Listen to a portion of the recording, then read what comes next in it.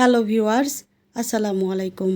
একঘেয়েমি চিকেন রান্না করতে করতে যারা বিরক্ত হয়ে গিয়েছেন এবং যে সকল রাঁধুনিরা আমার মতো নিত্য নতুন রান্না ট্রাই করতে পছন্দ করেন, আজকের রেসিপিটা তারা দেখে নিতে পারেন। আর আপনার বাসায় যদি ছোট ছোট বাচ্চা থাকে তাহলে তো এই চিকেনের রেসিপিটা একদম পারফেক্ট তাদের জন্য।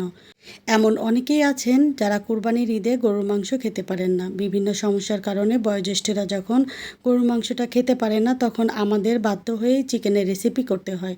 কিন্তু একঘেয়েমি চিকেনের রেসিপি বাদে যদি এরকম একটু নতুন ধরনের চিকেনের রান্না করা যায় তাহলে তাদেরও যেরকম খেতে ভালো লাগবে আর আমাদের মনেও সেরকম একটা শান্তি আসবে। তো ব্ল্যাক পেপার চিকেন বা গোলমরিচ চিকেনের এই রেসিপিটা ভাত, পোলাও কিংবা রুটি পরোটার সাথে খুবই ভালো লাগে খেতে। তো দেখেন আমার আজকের চিকেন রান্নাটা কতটা পারফেক্ট হয়েছে। এটা একদম সফট ছিল আর গ্রেভিটা ছিল ভীষণ ক্রিমি আর অনেক লোভনীয় ছিল খেতে। তো ভিউয়ার্স, রিকোয়েস্ট থাকবে যদি আমার আজকের রেসিপিটা আপনাদের কাছে একটুও ভালো লেগে থাকে তাহলে অবশ্যই লাইক, কমেন্ট এবং শেয়ার করে দিতে ভুলবেন না প্লিজ। আর হ্যাঁ, যে সকল ভিউয়ার্সরা এখনও আমার চ্যানেলটি সাবস্ক্রাইব করেননি দেখতে দেখতে অবশ্যই সাবস্ক্রাইব করে দিবেন। তো চলেন মূল রেসিপিটি শুরু করি। যেহেতু ব্ল্যাক পেপার চিকেন করব তাই এখানে আমি 1.5 টেবিল চামচ ব্ল্যাক পেপার নিয়েছি। এখন এই ব্ল্যাক পেপারগুলোকে আমি একটুখানি ক্রাশ করে নিব। আপনারা চাইলে এই কাজটা মিক্সিতেও করতে পারেন, আবার পাটায়ও পিষে নিতে পারেন। আর চাইলে ব্ল্যাক পেপারগুলোকে ক্রাশ করার আগে একটু রোস্ট করে নিতে পারেন। তো এখানে আমি ব্ল্যাক পেপারটা খুব ভালোভাবে ক্রাশ করে নিয়েছি। আর আজকের রান্নাতে এখানে আমি 1.5 কেজি পরিমাণ চিকেন নিয়েছি। আমি এখানে হাড়সহ চিকেনটাই নিয়েছি, যেটা খুব তাড়াতাড়ি সিদ্ধ হয়ে যাবে আর খেতেও ভালো লাগবে। আমি কিন্তু চিকেনটা খুব ভালোভাবে ধুয়ে পরিষ্কার করে নিয়েছি আর একদম ফ্রেশ চিকেন ব্যবহার করেছি। এখন এখানে আমি 1 চা চামচ পরিমাণ দিয়ে দিচ্ছি ক্রাশ করা ব্ল্যাক পেপার আর দিচ্ছি স্বাদ মতো লবণ। রান্নার পরবর্তীতে আমি কোনো লবণ ব্যবহার করব না, তাই পুরো লবণটা একবারেই দিয়ে দিলাম। এখন এখানে আমি অর্ধেকটা লেবু নিয়েছি আর লেবুটা চিপে লেবুর পুরো রস এখানে দিয়ে দিচ্ছি। যদি আপনাদের কাছে লেবু না থাকে বা লেবু খেতে আপনাদের সমস্যা হয়ে থাকে তাহলে এখানে খুব সামান্য ভিনেগার ব্যবহার করতে পারবেন। তো লেবুর রস পুরোটা চিপে দেওয়ার পরে আমি সবগুলো উপকরণ চিকেনের সাথে খুব ভালোভাবে মিশিয়ে নিব। খেয়াল রাখবেন যেন উপকরণগুলো প্রত্যেকটা চিকেনের টুকরের সাথে খুব ভালোভাবে মিশে যায় এবং কাজটা একটু ধৈর্য সহকারে করতে হবে। তো এখানে আমার চিকেনটা খুব ভালোভাবে ম্যারিনেট করা হয়ে গিয়েছে। এখন এই চিকেনটা আমি ঠিক 30 মিনিটের জন্য রেস্টে রাখবো। তো চিকেনটা রেস্টে থাক, ততক্ষণে আমি বাকি কাজগুলো কমপ্লিট করি। এখানে আমি একটা কড়াইতে তেল দিয়ে দিচ্ছি পরিমাণ মতো। তেলটা হালকা গরম হয়ে এলে এখন আমি এখানে দিয়ে দিচ্ছি বেশ কয়েক টুকরো আদা। এই আদাটা যদি আমি নর্মালি বেটে নিতাম তাহলে 1.5 টেবিল চামচের মতো হতো। আর এখানে আমি দিচ্ছি একটা বড় সাইজের রসুন। রসুনটা কিন্তু আস্ত দিয়েছি। এখন রসুন এবং আদা আমি 40 থেকে 50 সেকেন্ডের মতো একটু তেলে ভেজে নিব। আর এই মুহূর্তে চুলার আঁচটা কিন্তু লো এবং মিডিয়ামের মাঝামাঝি আছে। এখন এখানে আমি মাঝারি সাইজের 6টা পেঁয়াজ কেটে নিয়েছি। দেখেন পেঁয়াজগুলো কিন্তু আমি একটু বড় বড় টুকরো করেছি। তো এখন আমি পেঁয়াজ, আদা এবং রসুন ভেজে নেব 3 থেকে 4 মিনিট। আর চুলার আঁচ কিন্তু অবশ্যই লো এবং মিডিয়ামের মাঝামাঝি রাখতে হবে। আর এখানে আমি আগে থেকে কয়েকটা কাজু বাদাম এবং কাঠবাদাম ভিজিয়ে রেখেছিলাম। তো এগুলো আমি ভালোভাবে ধুয়ে পরিষ্কার করে এখন পেঁয়াজের মধ্যে দিয়ে দিচ্ছি। তো সবগুলো উপকরণ আমি মোটামুটি 5 থেকে 6 মিনিট ভেজে নিয়েছিলাম। আর পেঁয়াজ কিন্তু কোনোভাবেই এখানে বাদামি বা বেরেস্তা করা যাবে না, জাস্ট একটু নরম করতে হবে তেলের মধ্যে। আর এজন্যই চুলার আঁচটা কমে রাখতে হবে। তো এখানে আমার পেঁয়াজগুলো ভাজা হয়ে গিয়েছে। এখন একটা পাত্রে আমি তেল ঝরিয়ে তুলে নিচ্ছি। এটা ঠান্ডা হতে দিয়ে আমি বাকি কাজটা করে নিচ্ছি। তো এখন আমি কড়াইতে আরও কিছুটা তেল অ্যাড করে দিলাম আর এখানে দিয়ে দিচ্ছি বেশ কিছুটা বাটার।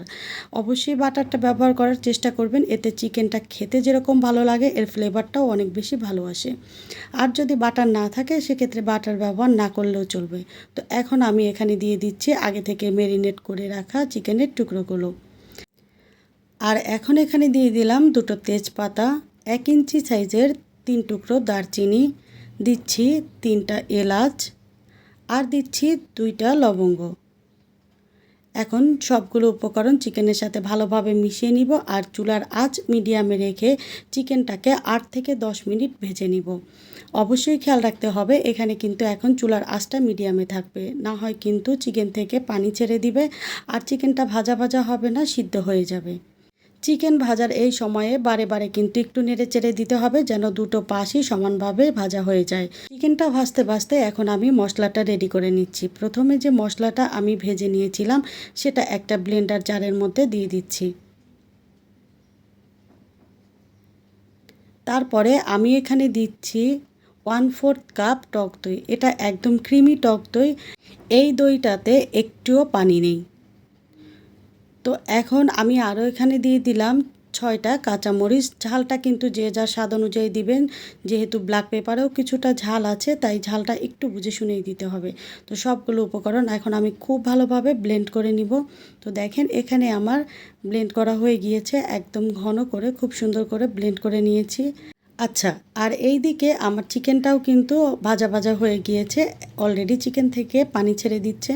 তাই আমি এখানে অ্যাড করে দিলাম ব্লেন্ড করে রাখা পুরো মশলা। আর মশলা দেওয়ার পরে মশলার জারটা ধুয়ে আমি এখানে কিছুটা পানি দিয়ে দিলাম। অবশ্যই খেয়াল রাখতে হবে এই রান্নাতে খুব বেশি পানি ব্যবহার করা যাবে না। তো এখন আমি মশলা চিকেনের সাথে ভালোভাবে মিশিয়ে নিব। মশলা ভালোভাবে মেশানো হয়ে গেলে এখন আমি এখানে কিছু গুঁড়া মশলা ব্যবহার করব। দিয়ে দিচ্ছি 1 চা চামচ পরিমাণ ধনিয়ার গুঁড়ো, 1 চা চামচ জিরার গুঁড়ো এবং দিচ্ছি 1/2 চা চামচ গরম মশলার গুঁড়ো। আর এখানে আমি একটু লাল কালার করার জন্য দিয়ে দিচ্ছি কাশ্মীরি রেড চিলি পাউডার। এটা একদমই অপশনাল, যদি আপনাদের কাছে না থাকে তাহলে এটা ব্যবহার না করলেও চলবে। তো এখন আমি সবগুলো উপকরণ মাংসের সাথে খুব ভালোভাবে মিশিয়ে নিব।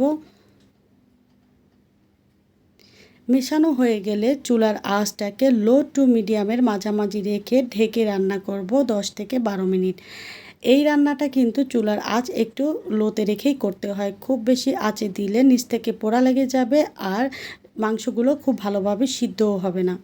তো এই সময় কিন্তু বারবার আমি একটু নেড়েচেড়ে দিয়েছি যেন কোনোভাবেই পোড়া লেগে না যায়।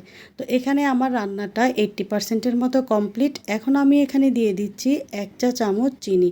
ব্ল্যাক পেপার চিকেনে যদি চিনি ব্যবহার করেন তাহলে এটা খেতে ভীষণ ভীষণ রকমের ভালো লাগে। আর যদি না দেন তাহলে ব্ল্যাক পেপারের যে একটা ঝাঁজ আছে তাতে করে এই চিকেনটা খেতে আপনার কাছে আর একটুও ভালো লাগবে না। আর সব শেষে আমি এখন আবার এখানে দিয়ে দিচ্ছি 1/2 চা চামচ ব্ল্যাক পেপারের গুঁড়ো। তো সব কিছু আবারও ভালোভাবে মিশিয়ে নিয়ে এই মুহূর্তে চুলার আঁচটাকে একদম লোতে রেখে ঢেকে আরও 3 থেকে 4 মিনিট রান্না করব।